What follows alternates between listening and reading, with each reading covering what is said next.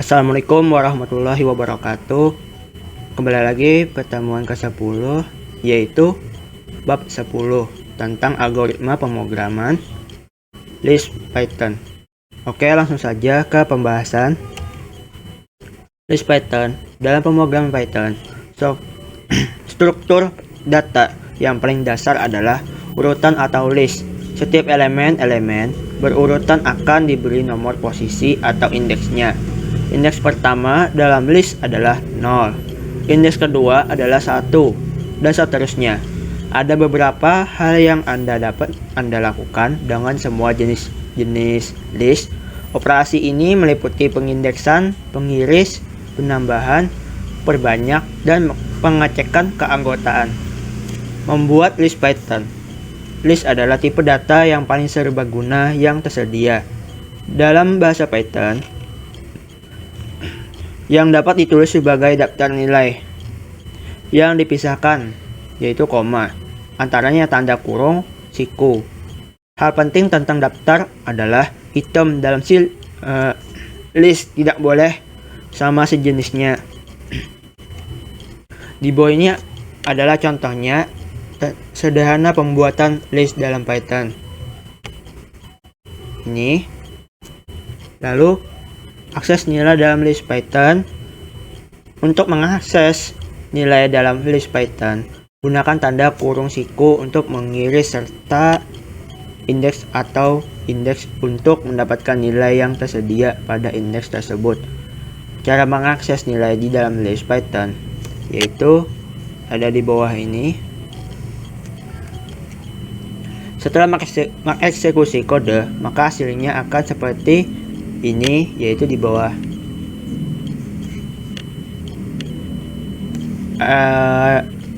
Update nilai dalam list Python. Anda dapat memperoleh satu atau beberapa nilai di dalam list dengan memberikan potongan di sisi kiri operator penugasan, dan Anda dapat menambahkan nilai ke dalam list dengan metode append. Sebagai contoh berikut di bawah ini.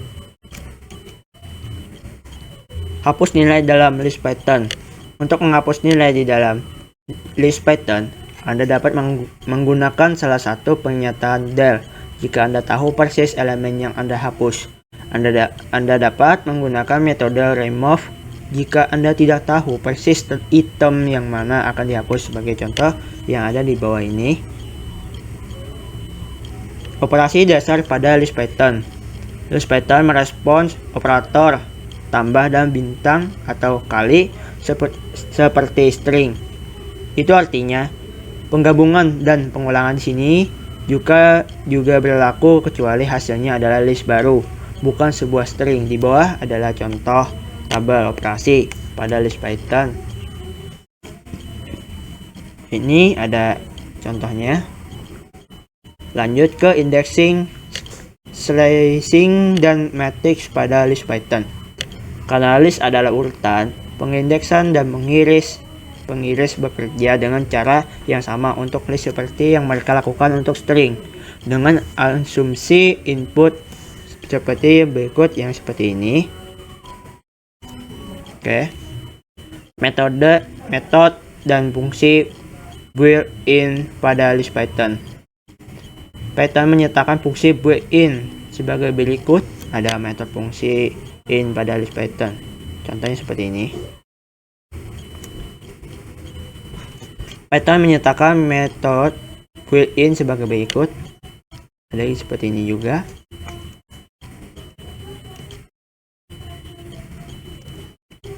Tuple Python. Sebuah tuple adalah urutan objek Python yang tidak berubah. Tuple adalah urutan seperti daftar. Perbedaan utama antara tuple dan daftarnya adalah bahwa tuple tidak dapat diubah, tidak seperti list Python. Tuple menggunakan tanda kurung sedangkan list Python menggunakan tanda kurung siku. Membuat tipe semudah memasukkan nilai-nilai yang dipisahkan koma. Secara opsional, Anda dapat memasukkan nilai-nilai yang dipisahkan koma ini, diantaranya tanda kurung juga.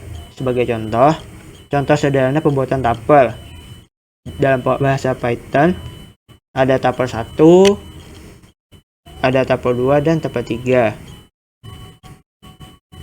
Nah, tupel kosong ditulis sebagai dua tanda kurung yang tidak berisi apa-apa. Contohnya tupel 1. Untuk menyusun tupel yang berisi satu nilai, Anda harus memasukkan koma. Meskipun hanya ada satu nilai, contohnya tupel 1 50. Seperti indeks string, indeks tupel mulai dari 0, dan mereka dapat dirilis digabungkan dengan seterusnya. Akses nilai tupel Python. Untuk mengakses nilai dalam tupel, gunakan tanda kurung siku untuk mengiris beserta indeks atau indeks untuk mendapatkan nilai yang tersedia pada indeks tersebut. Sebagai contoh, cara mengakses nilai tupel ada tupel 1, tupel 2, print, dan itu hasilnya. Nah, setelah Anda mengeksekusi kode di atas, hasilnya akan seperti ini. Update nilai dalam tupel Python. Tupel tidak berubah, yang berarti tidak dapat memperbaharui atau mengubah nilai elemen tupel. Dapat mengambil bagian dari tupel yang ada untuk membuat tupel baru seperti ditunjukkan. Contoh ini. Hapus nilai dalam tupel Python. Menghapus elemen tupel individual tidak mungkin dilakukan. Tentu saja tidak yang salah dengan menggabungkan tupel lain dengan unsur-unsur yang tidak diinginkan. Dibuang untuk secara eksplisit. Menghapus keseluruhan tupel. Juga gunakan del statement sebagai contohnya seperti ini.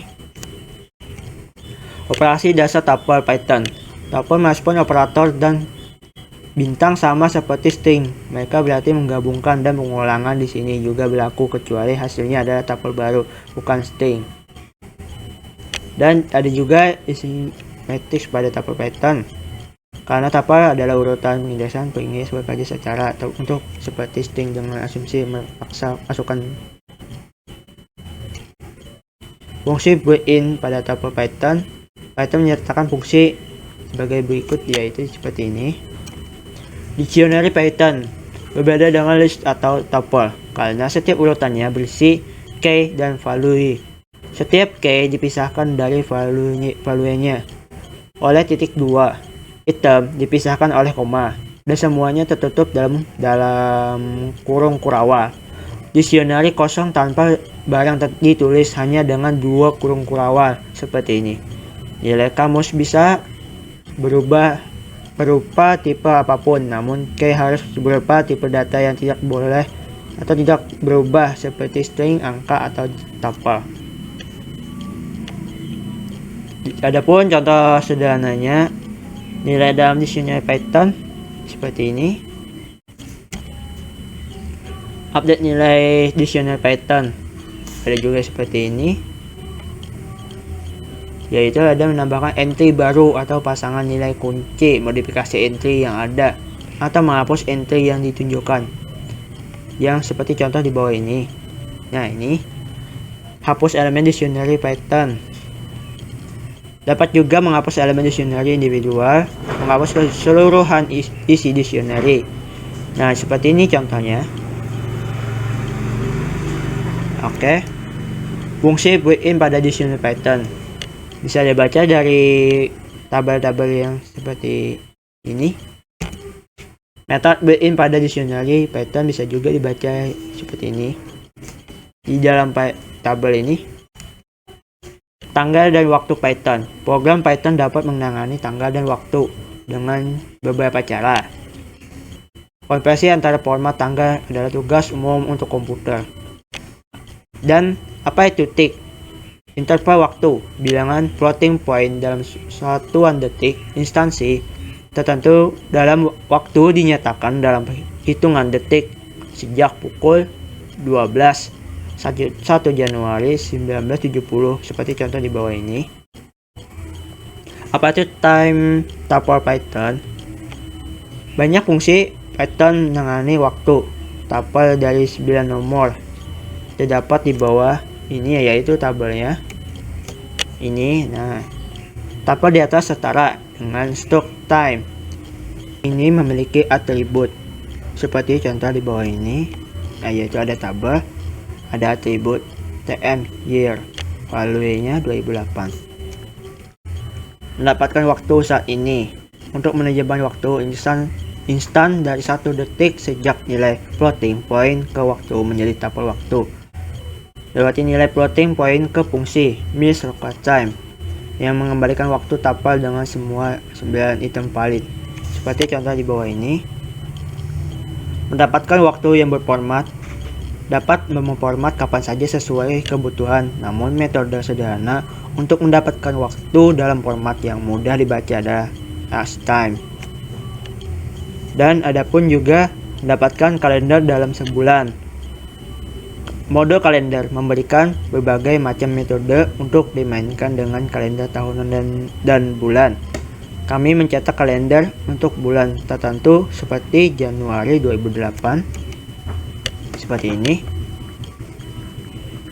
Adapun mode time pada Python, ada mode waktu populer tersedia dalam Python yang menyediakan fungsi untuk bekerja dengan waktu dan untuk mengoperasikan antara representasi. Di bawah ini adalah tabelnya mode time pada Python yang ada, seperti tabel di sini. Dan juga ini ada dua atribut penting tersedia dengan mode waktu, yaitu ada method Python time zone, ada time name. Mode kalender pada Python, mode kalender menyimpan fungsi yang berhubungan dengan kalender, termasuk fungsi untuk mencetak kalender teks untuk bulan atau tahunan tertentu. Secara default, kalender mengambil hari Senin sebagai hari pertama dalam minggu dan minggu sebagai yang terakhir. Untuk mengubah fungsi call kalender, set fills with weekday. Berikut adalah daftar fungsi tersedia dalam mode kalender. Bisa dilihat ada tabel di sebelah kiri dan tabel kanan. Sekian dari saya. Wassalamualaikum warahmatullahi wabarakatuh.